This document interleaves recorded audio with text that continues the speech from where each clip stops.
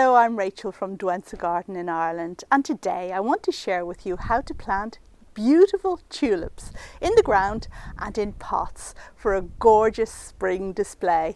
Tulip bulbs are readily available in packets in autumn and are best planted in October or November. The good news is that when you plant a tulip bulb, you're guaranteed flowers next spring. The only exception to this is if your bulb is somehow destroyed.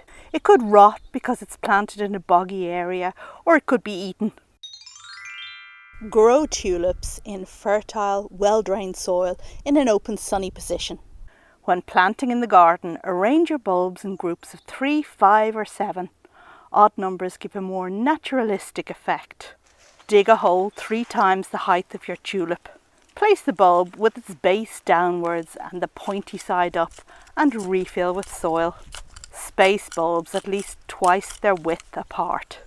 There are 15 divisions of tulips. You can check which division your tulip belongs to on a reputable horticultural site like the RHS. Only tulips from 6 of these divisions are reliably perennial and will come back for many years. The 6 repeat flowering divisions are Division 4, Darwin hybrids, Division 8, viridiflora, Division 12, Kaufmanniana, 13, Fosteriana, 14, Gregii, and 15, the miscellaneous group. Only some tulips in the miscellaneous division are perennial.